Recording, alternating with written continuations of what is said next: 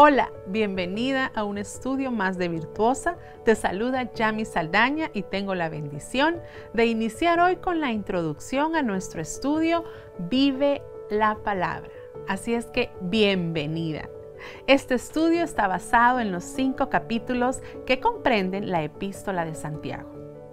Cada semana, por las siguientes 5 semanas, escucharás lecciones prácticas dadas por Santiago a un público que profesa la fe cristiana, pero que realmente no vive de forma práctica sus creencias. En los siguientes minutos vamos a hablar sobre la autoría del libro, la audiencia original para quien fue escrita la epístola, propósito de la epístola de Santiago y cuarto, la forma en la que te recomendamos llevar a cabo este estudio desde tu hogar. Pues comencemos. ¿Quién fue el autor de la epístola de Santiago? La carta inicia en Santiago 1:1 con esta declaración. Toma tu Biblia y leamos juntas. Dice así, Santiago 1:1, Santiago, siervo de Dios y del Señor Jesucristo, a las 12 tribus que están en la dispersión, salud. La carta claramente identifica a un hombre llamado Santiago como su autor. Pero este saludo no nos dice quién era este hombre. Ahora, es importante mencionar que los nombres de Jacobo, Jacob, Iago, Santiago, Tiago y Diego son variantes en español del nombre propio Jacob, siendo Santiago la forma más común en español. Dicho esto, en el Nuevo Testamento encontramos 5 diferentes hombres que tenían el nombre de Santiago, incluyendo 2 de los 12 discípulos. Pero solo 2 de estos 5 hombres podrían haber tenido la suficiente autoridad en la iglesia primitiva para escribir una carta como esta. El primero de estos 2 era Santiago, el hijo de Zebedeo y hermano de Juan. Y el segundo Santiago, el hermano menor de Jesús. Él también fue líder de la iglesia primitiva en Jerusalén. Este Santiago fue el más prominente de los 2 y al que la mayoría de los teólogos le han atribuido más la autoría de esta epístola. En Mateo capítulo 13, versículo 55, encontramos que Santiago fue uno de los hijos de María y uno de los medios hermanos de Jesús. Cabe mencionar que Santiago y sus otros hermanos no reconocieron quién realmente era su hermano mayor. En Juan capítulo 7, versículo 5 dice, ni aún sus hermanos creían en él.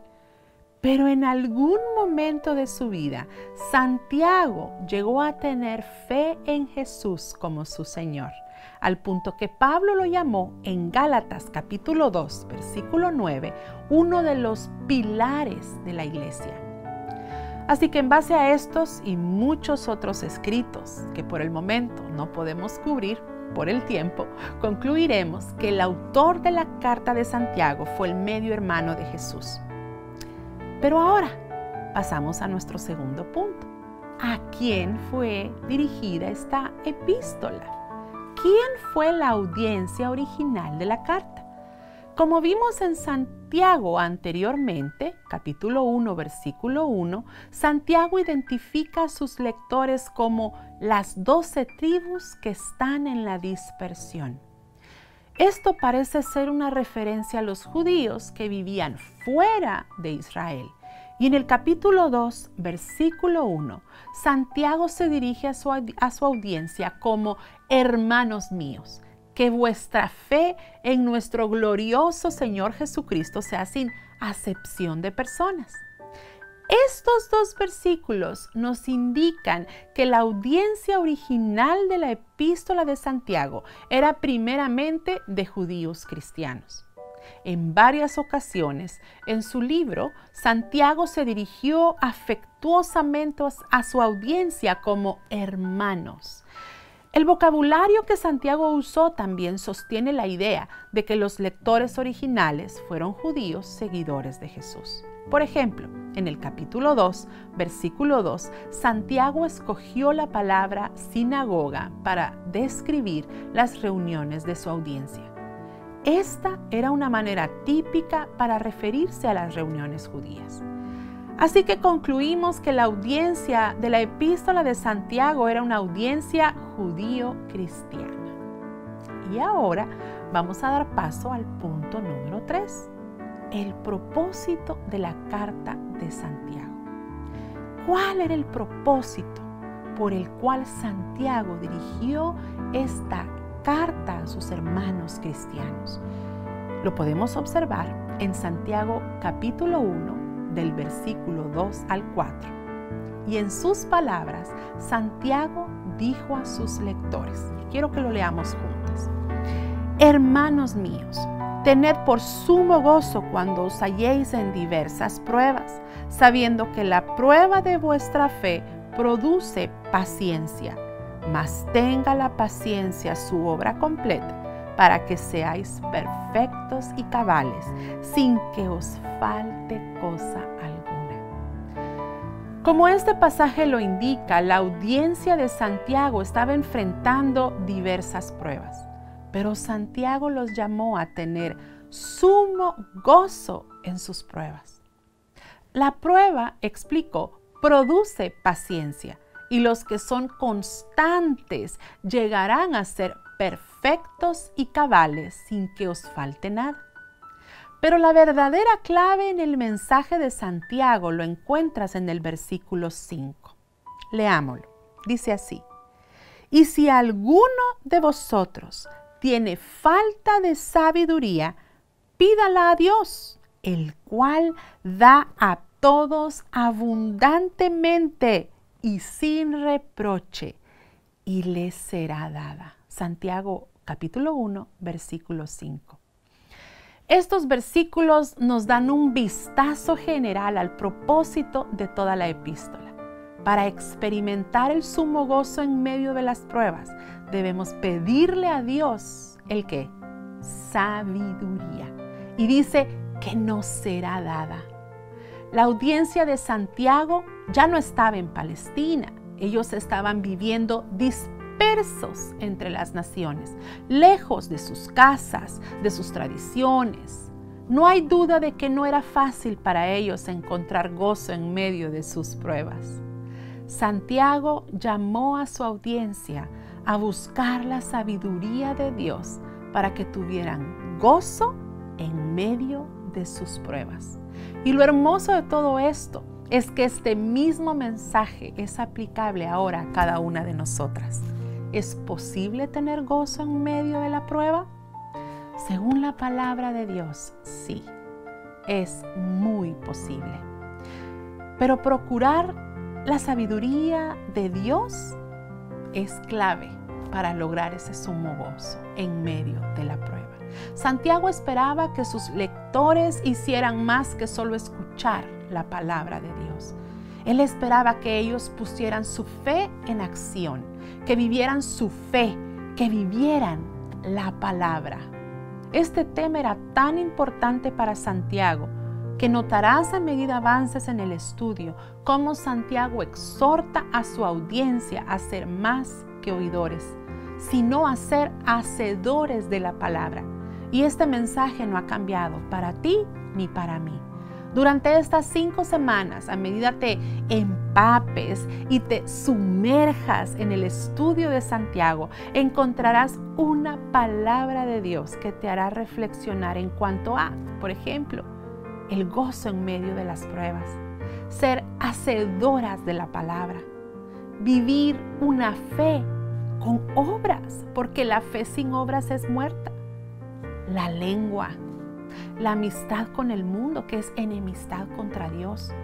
Temas como el no juzgar a otros, la paciencia y la oración. Cada uno de los 108 versículos de la epístola de Santiago tienen validez y son aplicables a nosotras el día de hoy. El libro de Santiago retó a los cristianos del primer siglo a buscar la sabiduría de Dios para tener gozo cuando enfrentaban pruebas. Nosotras ahora en día, en circunstancias diferentes, también enfrentamos pruebas día a día en nuestro diario vivir, en nuestra casa, con nuestras familias, con nuestros hijos, quizás en el trabajo, con tu salud, con tus finanzas, en nuestra misma comunidad que cada día avanza más a la confusión. No sé cuál sea la prueba difícil que tú estás hoy atravesando, pero hoy te animo, mujer, a que le pidas a Dios la sabiduría que necesitas y que te hace falta para tu caminar diario. La epístola de Santiago traza un camino para vivir con sabiduría.